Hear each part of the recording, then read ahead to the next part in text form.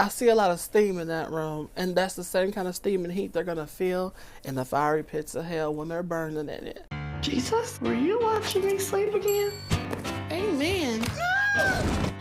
By now, you've probably met Terri Joe, the deeply religious Southern woman who pops up on your phone late at night to yell at homosexuals, sing Lana Del Rey, and accidentally interview celebrities like Madonna. She started out as a TikTok live character, somehow became a full-on internet phenomenon, disappeared for months under mysterious circumstances, and now she has a movie. Terri Joe, Missionary in Miami, just released on Tubi, turning years of chaotic lives and fan lore into an actual cinematic universe. So today, we're talking to Keelan Campbell, the man behind the wig, and then Terri Joe herself. This is a viral deep dive into Terri Joe. This is next level. Yeah. Like, Terri Joe has broken out of the phone. Yeah. She's existed there for years. What was it like seeing that character, bringing it to life? It's actually crazy. I literally have no words for it, to be honest, because I didn't expect any of this. Like, I just was bored during the pandemic and just decided to be gay and go live doing it. And then it just like snowballed into this like huge thing. I mean, obviously it's like really cool, but I like did not expect it at all. And you've always said that a lot of your characters, you know, Terri Joe, Amethyst, Georgia, they all kind of thrive in like the chaos of it. Yeah. You know, nothing is ever planned. Yeah. What was it like having to transition that into like a script and, you know, having to put these characters a beginning, a middle, and end? I think like growing up in general, I've always been like very imaginative. And I literally, like, I go on live sometimes and I will literally just make up a whole entire story that did not happen or nothing. And so I feel like it was the same thing. I kind of just made, like, a beginning, middle, and end. And then, like, obviously me and my co-writer, me and my co-writer, Yolanda, we, like, filled in the pieces. And then we went back and, like, put some jokes in there when I thought, like, because obviously, like, what is improv is like random, and sometimes throughout the day I'll just be like thinking, doing whatever I'm doing, and then like I would think of a joke to put in, and we'll just go back and add it and add and add and add, and it just like came together in that way. Yeah. I also had a really big, forget to say, there's a really big help. A person that helped me was my acting coach, actually. Her name is Susan. She like really helped me also with the script, 'cause she's like a director as well. So couldn't have done it without those two as well. That's awesome. You've always said that it doesn't really, the characters don't feel real until like the camera's on. Exactly. But like seeing them in this like fully realized form, did it kind of like change your perspective on like Terri Joe or any of them? No, I felt like it was like the obvious next step for them, honestly. I thought it was like obviously scary when I first did it, because it was the first time ever like acting or doing something like that, but it was cool to get to see them like on the big screen, like living out their full fantasy, and not just me in front of a camera on my phone like, oh, lying about stuff. Yeah. The reaction to the trailer has been so positive. People are like comparing it to like a Gen Z Medea. Yeah. Like, how does it feel to like have that? Is that flattering to you? Well, yes, he's a billionaire. I would love $1 billion. Yeah, it's definitely flattering because he obviously is a genius as well, and like the stuff he's created, like from his own mind and like going off. I see his career path almost kind of the same as mine, or at least what I want it to be. Creating like stuff for these characters, the characters I make, and maybe possibly in the future, creating stuff for other characters and for other people. So, yeah. For the people who have followed along for years, who have been in the lives, what do you hope they get out of like watching the movie? Laughter, happiness. I feel like life is so annoying sometimes, or a lot of times. I feel like if you could just find the humor and like everything becomes like worth it. And that's what I hope people take from. Obviously there's like underlying like tones of like everything you watch in the movie you will see. But just laugh, have fun. We are going to have Terri join us here momentarily. Oh, is there anything that you want to share about the movie that, you know, or do we just let her explain it. I think she'll do better of an explanation because she lived it. She did. Well, Keelan, congratulations. It's so exciting. I can't wait to see what's to come. I hope it's 2, 3, 4, 5. Like, it's awesome. There will be. There will be, period. If I have anything to do with it. Watch it on Tubi now. Watch it with your friends. Watch it with your grandma. Watch it with your boyfriend. Watch it with your dog. Watch it alone. It's going to be really fun. Yeah, watch it alone too. You'll have a good time. You'll laugh. And you'll want more. All right, Terri Joe, congratulations on the new movie. Thanks. You know, you've made it to the big leagues, I feel like. Yeah.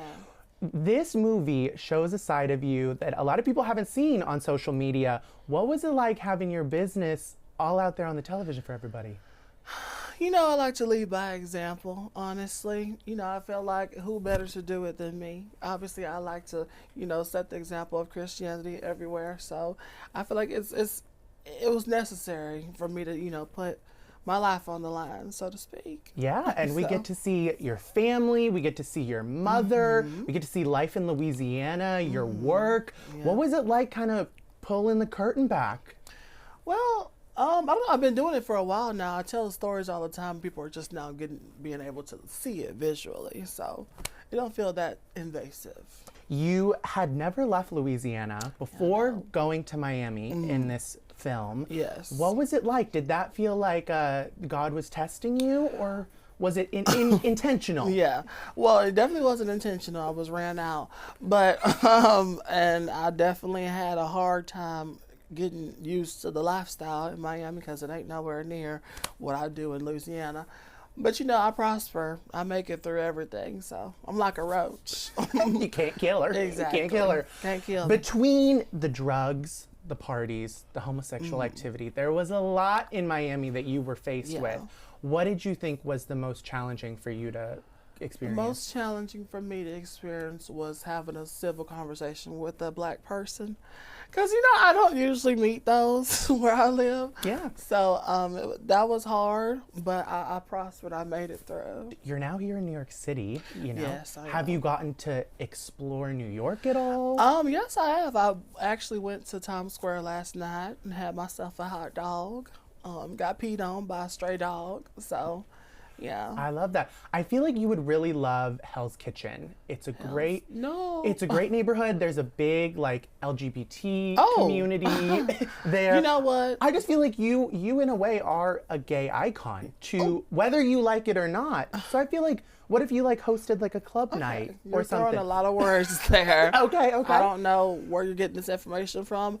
I maybe will show up there and maybe bring some heaven to Hell's Kitchen and pray for a couple people, but you're not going to catch me partying or nothing like that. I don't party with people, especially people of that sort, so. We keep our distance. Exactly. That's okay. Far, far away. Unless I'm trying to save their soul. That's two different things. Because you are a giver. Exactly. You do want to see the light in all people. Yes, and everyone does have a light. Some of them are just very dim.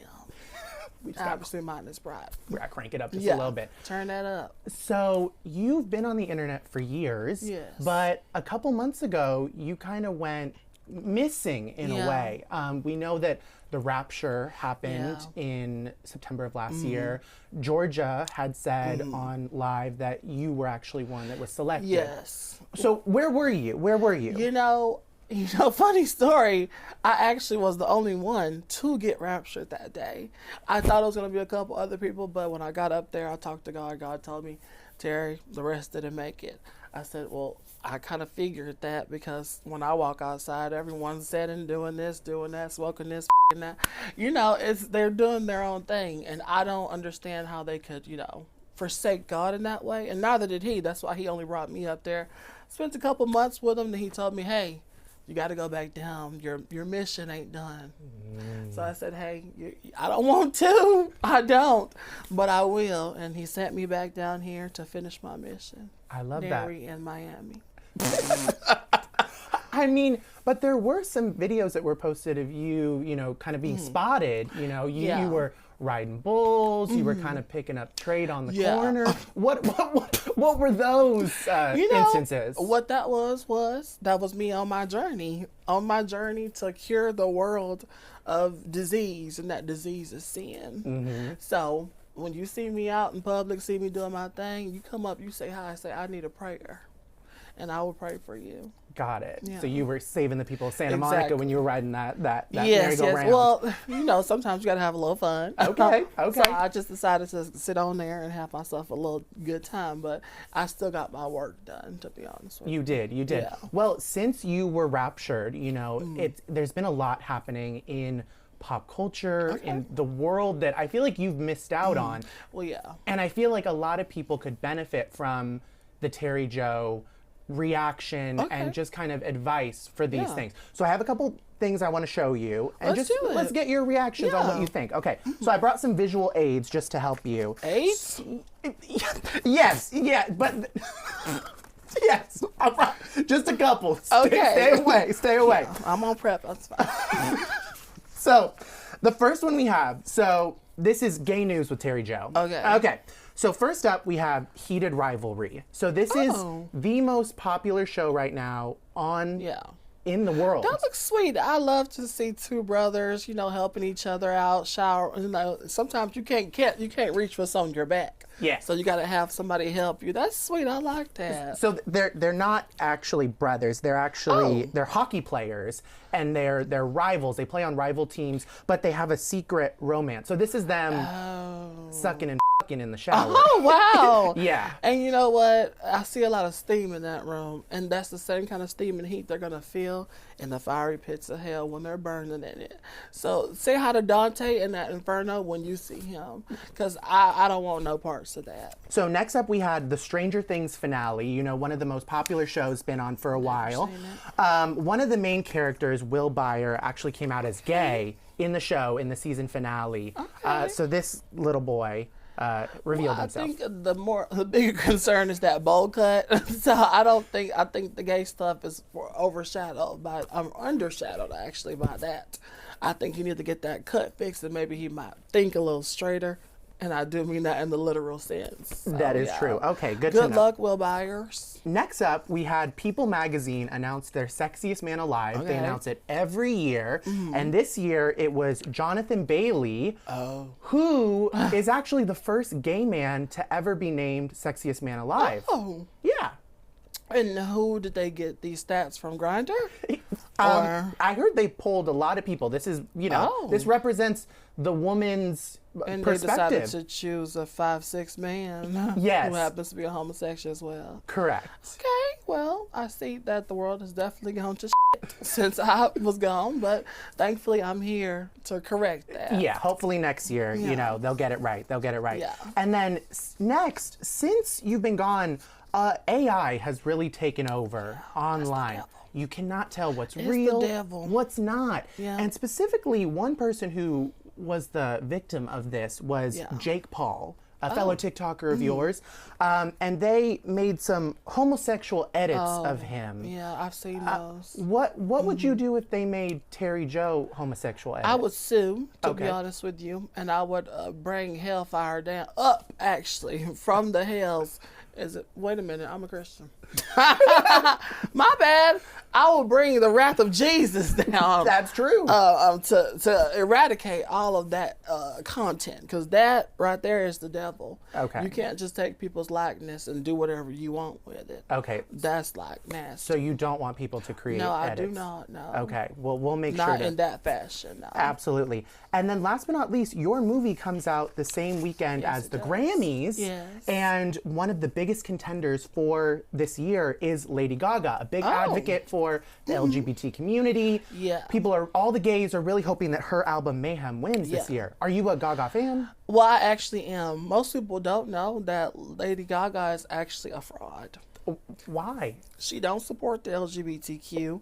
It's just like it's a front. Okay. It's a secret front for the Christianity. It's like she's like a covert spy being sent to infiltrate the homosexuals, and then she's gonna do it from the inside out. Oh my gosh. So you got the scoop here. Sounds pretty insidious. Yeah. Don't tell nobody though. Okay, we won't. Well, there's an association. Clearly the world has gone a little the other way without you here. So I'm really grateful that you're back here on Earth. You're welcome. You are pushing forward with your mission. And I hope that in that, people go and see your new movie. Exactly. And see the light. Yeah. And the movie actually is also a secret a secret mind control to get all the homosexuals who watch to turn their life around and become Yeah. So it's like covert conversion yes, therapy. exactly. Got it. Wow. But don't tell nobody I told you that. Okay, so just tell all your friends, go see keep it. that under wraps. and- Go watch it on Tubi on January 30th. And what happens, happens. Exactly.